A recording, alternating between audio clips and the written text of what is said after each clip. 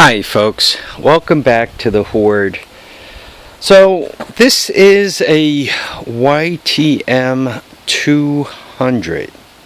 It's a Yamaha, I think they were also known as Trimoto 200s. It is 1985 vintage, give or take a little bit, plus or minus a couple of years. Well, let's make it 84 plus or minus 2 years. I don't think it's an 86. So let's make it an 85. There you go. So it is 200 cc's. It has a shaft to drive it, no back suspension, recoil start plus electric start. This one has extremely low compression. The compression is only 60 psi.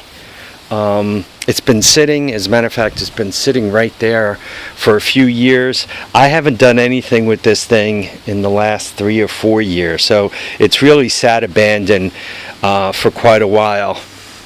Yamaha has bigger carburetor spacing. I think you guys could see that there, right? So the bolts, I couldn't put them through. If I crowded the carburetor to one side and then kind of clamped the other side, I had a vacuum leak. So you could see the 2C clamps, I think.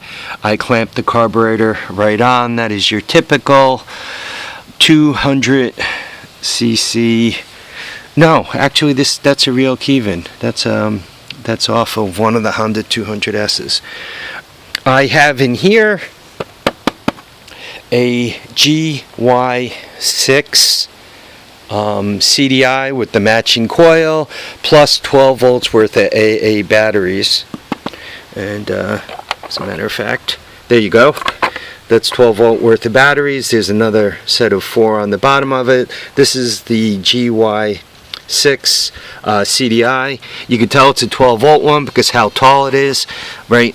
It takes up almost the entire box. There's the coil, and I went with a nice on and off switch. If anybody wants to see how that's made, you could take a look at some of my old videos, or you can request and I'll go through the build again. Now, the wires coming from the engine, you have a bunch of wires coming from the engine. To hook up the GY6, you have a white with a green stripe. I think you guys can see that. That goes to ground. That black wire right here is ground. And the red, or the white with the red stripe, that goes to the input on the CDI box that takes the pulse coil.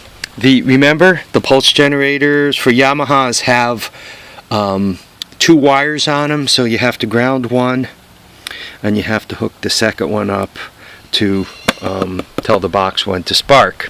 The other ground wire I have going to the engine case, and then right to the spark plug. This ground wire and that completes the spark circuit. That ground wire and this complete the pulse generator circuit.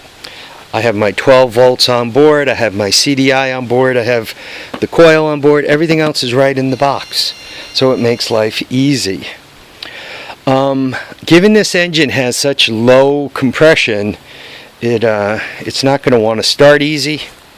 So I have a jump pack plus capacitors plus a battery charger on it. How's that for giving it as many amps as possible? This is the last time.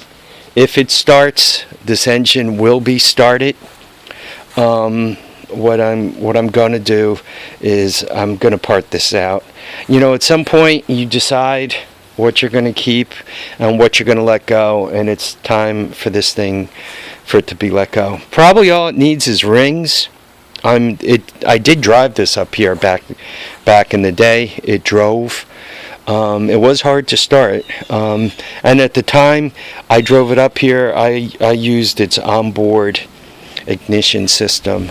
So before I talk too much longer and say some word that's not allowed on the kindergarten and get this video in a bad place, let me just show you what I'm up to. So this plunger will engage the starter.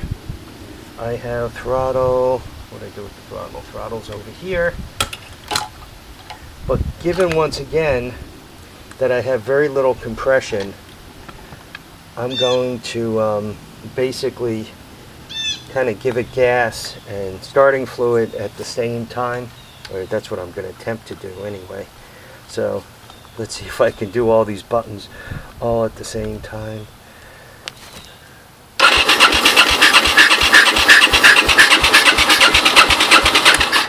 Oh, got to turn on the CDI box, right?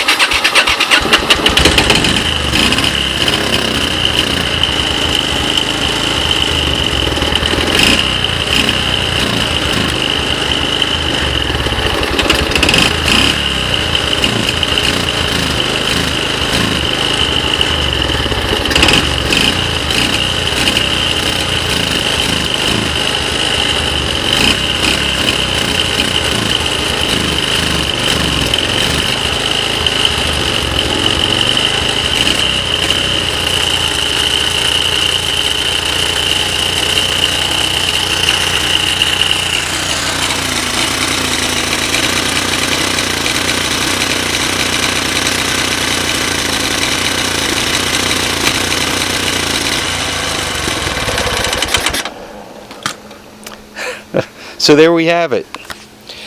So I just showed you a YTM200 running on a GY6 CDI box. This thing only had 60 psi of compression, and it was able to start. If I popped it into gear, it would have moved. And once again, my plan for this thing is I'm just gonna part it out. It really is a shame, because if one cuts it off, like right here, right, you have the whole back wheel assembly, the engine, the transmission. This one actually had reverse. So if you actually cut it off right here, it'd really be a cool drive train for a